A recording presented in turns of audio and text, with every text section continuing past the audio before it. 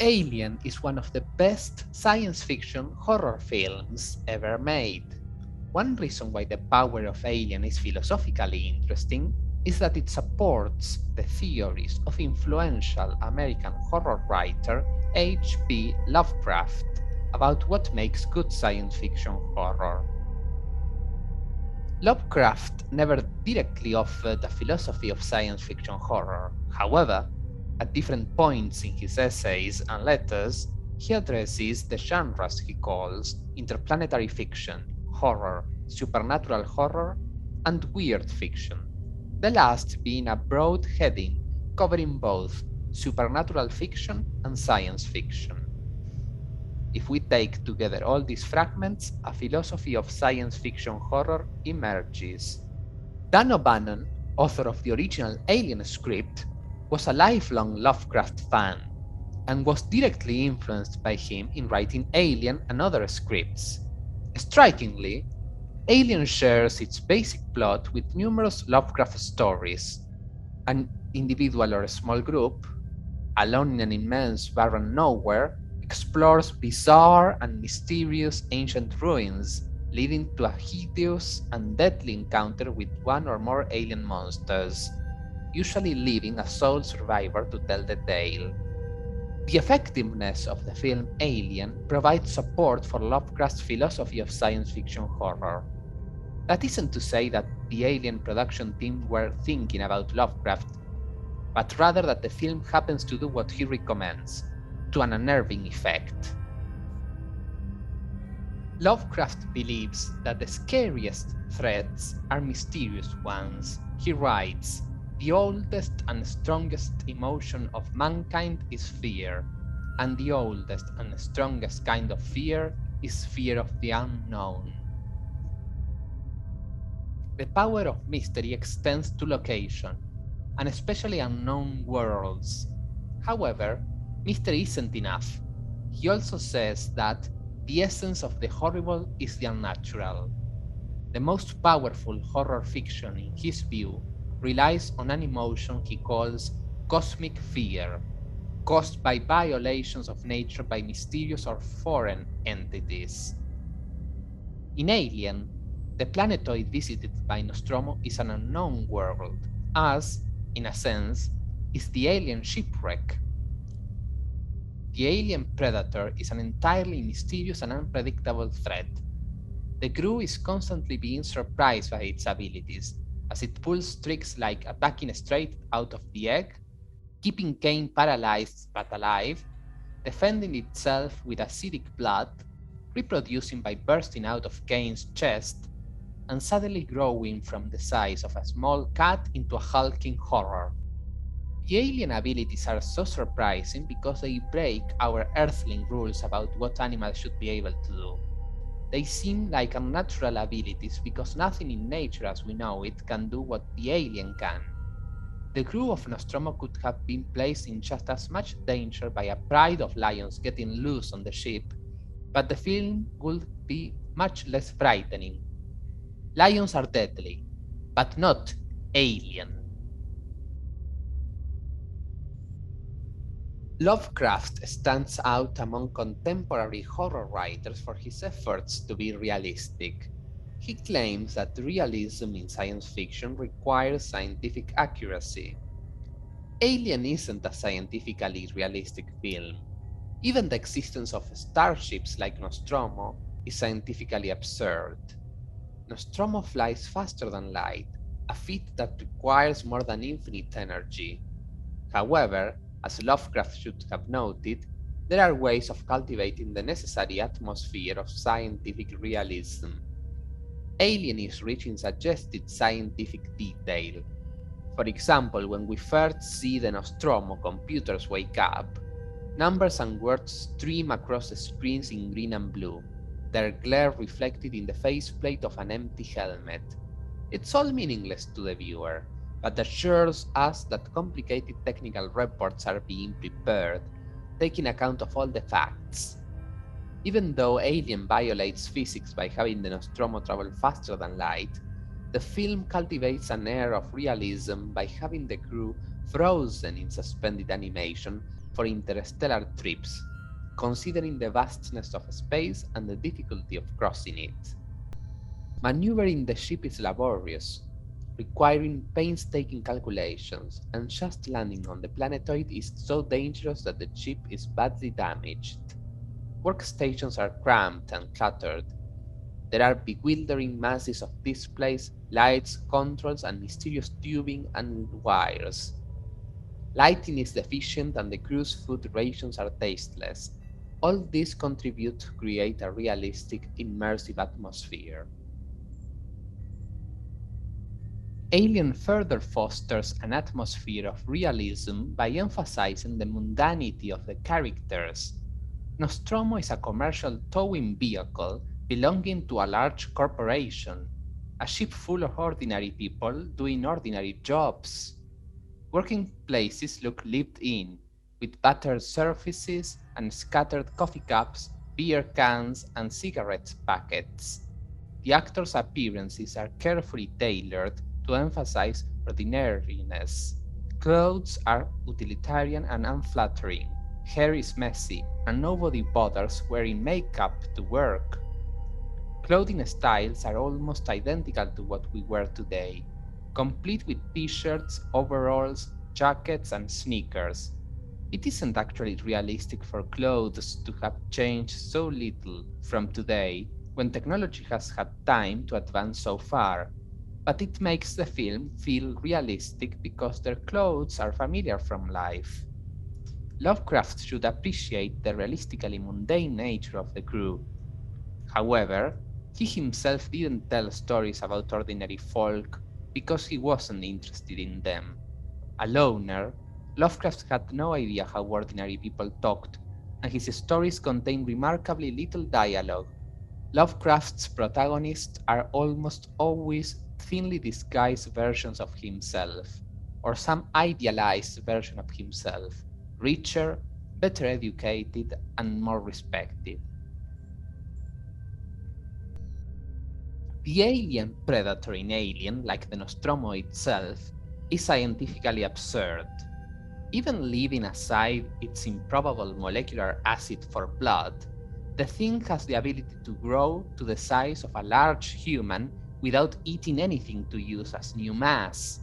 Perhaps most impressively, it is able to paralyze, sustain, and utilize a human for breeding purposes, despite humans being biologically unrelated to it.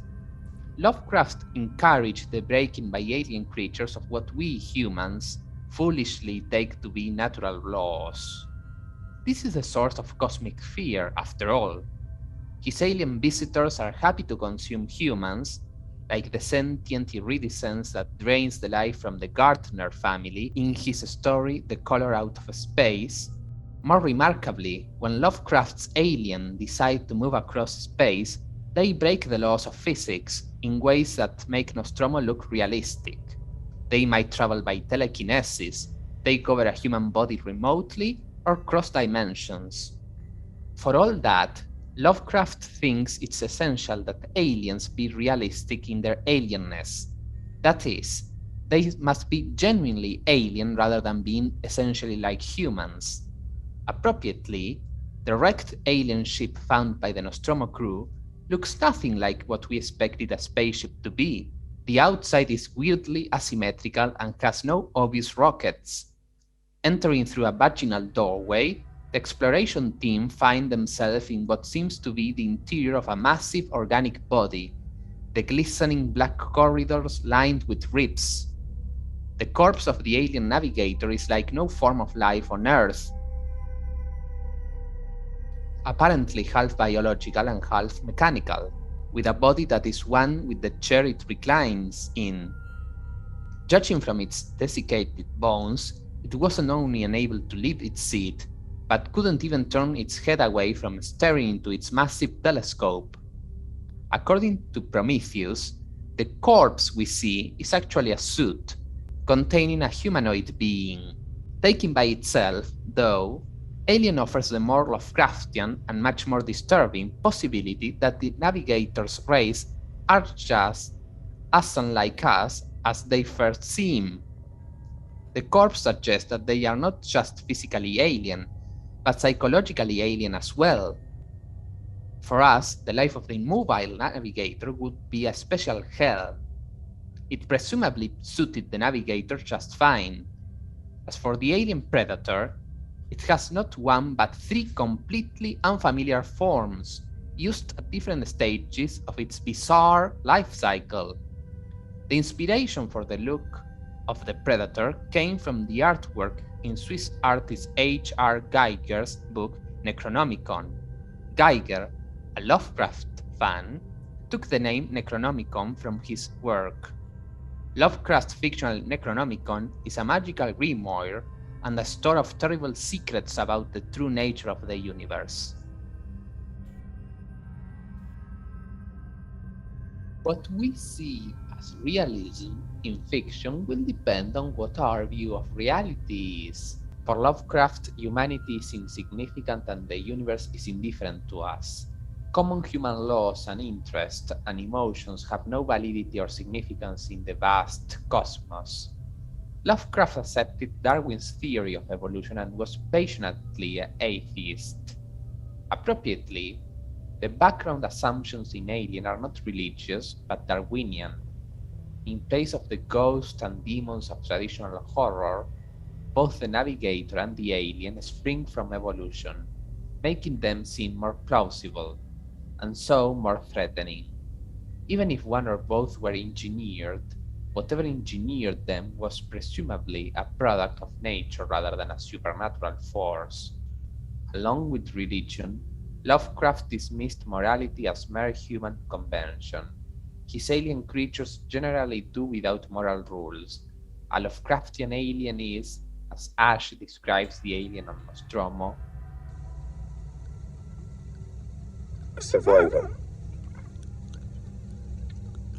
unclouded by conscience, remorse, or delusions of morality. Maintaining realism requires maintaining realistic characters. Lovecraft says of weird fiction that the characters and events must be consistent and natural except where they touch the single marble. Lovecraft was particularly critical of the artificiality of characterization in the science fiction of his day. A good story must have realistic human characters, not the stock scientists, invincible heroes, or lovely heroines. Appropriately, the crew of Nostromo acts more like real co-workers than any starship crew previously appearing on film or TV. They genuinely get on each other's nerves. They speak like ordinary people. The crew is bound together only by professional obligation. Even a heroic character like Ripley isn't morally simplistic, because the universe she lives in, like the real universe, doesn't permit it. Characters in Alien act as though they feel real fear. For instance, the actors' faces show shock and horror as the alien bursts out of Kane's body, splattering them with his blood. Lovecraft claims that to keep emotions in a weird story realistic, the characters must remain focused on the weird element itself. Lovecraft writes, "The emphasis, too, must be kept right, hovering always over the wonder of the central abnormality itself. It must be remembered that any violation of what we know as natural law is in itself a far more tremendous thing than any other event or feeling which could possibly affect a human being." Lovecraft characters, even the heroic ones, frequently respond to the alien by fainting, screaming hysterically, or panicking and running, and they routinely suffer memory loss, chronic insomnia, or temporary or permanent insanity from their experience. Alien achieves mixed results by this standard. While the crew is appropriately terrified of the alien, Lovecraft would find them insufficiently astonished by it, and by the wrecked starship they found it in. Discovering two new forms of life, one of which is intelligent and the other of which invades a colleague's body for reasons unknown, should be enough to blow anyone's mind. Lovecraft would find it unrealistic that when the crew sits down to what is supposed to be their final meal before returning to Earth, they discuss the food and their journey rather than the alien starship they found and the mysterious creature that attached itself to Kane's face. Lovecraft recognized that atmosphere relies as much on how the events of the story are related as on what those events are. Engaging the audience with an improbable story requires slowly building the mood to make them receptive. Incredibility can only be overcome if there is a gradual atmospheric or emotional building up of the utmost subtlety. Appropriately, Alien moves very slowly, right from the moment we first see Nostromo gliding leisurely through space. It's about 12 minutes into the film before the first mention of aliens, 25 before the first glimpse of alien technology, 30 until the first alien corpse, and 35 before the first living alien, and over an hour before the first full-grown specimen emerges. Lovecraft believed that emphasizing suggestion over explicit detail is essential for building atmosphere. He committed himself early to refraining from clearly describing horrific entities. Given his belief that fear stems from the unknown, this is hardly surprising. Sometimes he didn't describe his monsters at all, while at other times he went to considerable trouble to convey a vague but horrible impression. Alien is a masterpiece of suggestion. The details of the alien sets are kept obscured to give our imaginations free play. The planetoid's surface is dark, misty, and scored by howling winds. When the crew hunts the alien in the cargo bay, the bay is dark and steamy. We see the full-grown alien gradually, with a little more detail revealed each time it strikes. We are never given a display of exactly what it does to people. It bites Brett in the head and hauls him off screen, with the camera inviting us to speculate by lingering on the face of Jones the cat as he watches the carnage.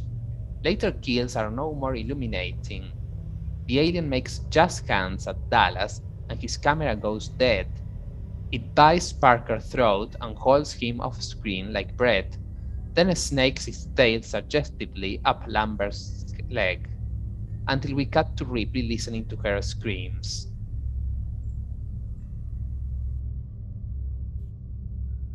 Lovecraft emphasizes the vulnerability of humans by contrasting our small size and brief existence with the vastness and age of the universe.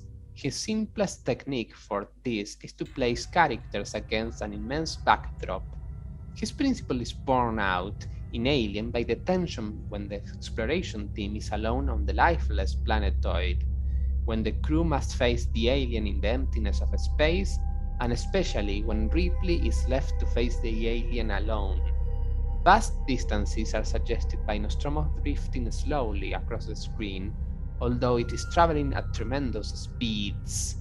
Just as we are dwarfed by space, our little lives and civilizations are dwarfed by time.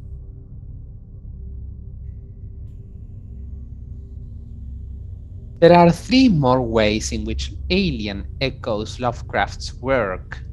Firstly, Lovecraft cultivated claustrophobia by setting his tales in confined spaces. In Alien, claustrophobia is overwhelming as the crew is hunted through the cramped Nostromo. Lovecraft produces the same effect by setting events underground in too many tales to list, including all three of his novellas. Secondly, Lovecraft cultivated an atmosphere of paranoia by having inhuman creatures walk amongst us in disguise, often while plotting against us. In Alien, the robot Ash pretends to be a human as he schemes to return the Predator to Earth even at the cost of the crew.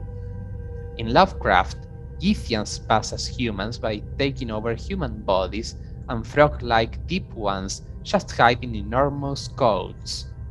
In Alien, paranoia is stoked by having the crew betrayed by other humans, the corporation. In Lovecraft, myriad secret human cults, like the Order of Dagon and the Church of Starry Wisdom, work with the alien forces that would harm us. Thirdly, Lovecraft violates the human body in horrific ways. In Alien, such a violation is central to the horror. Most dramatically, the alien occupies Kane's face and metaphorically rapes him, laying its egg in his stomach. Kane subsequently gives birth by being torn open from the inside. Further such abuses are hinted at for Dallas, Brett, Parker, and Lambert. Likewise, in Lovecraft, things happen to human bodies that make simple butchery look mild. For example, when the color out of space preys on humans, it drains them until they are gray and brittle, crumbling to dust while still alive, while when the ancient creatures buried beneath in the giant house kills Dr. Whipple, it first blackens and decays his flesh, then melts him into a pool of faces of its previous victims. Like Alien, Lovecraft is tastefully nasty. And what is horror fiction if it hasn't got a bit of nasty to it?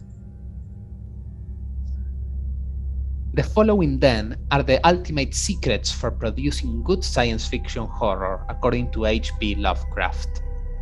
The threat must be mysterious and, from our perspective, unnatural. Alien creatures must be genuinely alien, quite unlike humans both physically and psychologically. Everything else must be treated with absolute realism. Such realism requires that the characters react to the alien with extreme awe. Their emotional response to alien encounters should be so strong that it overwhelms all of their other concerns. To inspire the audience's imagination, weird events should be conveyed by subtle suggestion. Following Lovecraft's example, we might add any of the following. Encourage claustrophobia by setting events in enclosed spaces.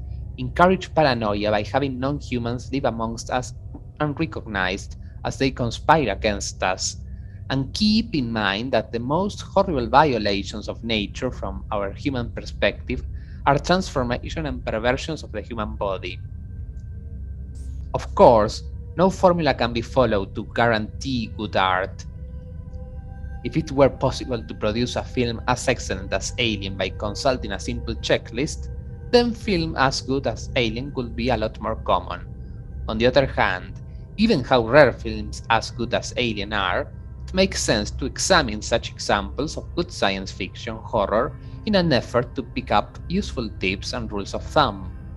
It's been over 35 years now since the crew of the Nostromo walked out into the howling winds of a distant and hostile planetoid to explore the forsaken ruins of an alien ship and discover its terrible secret.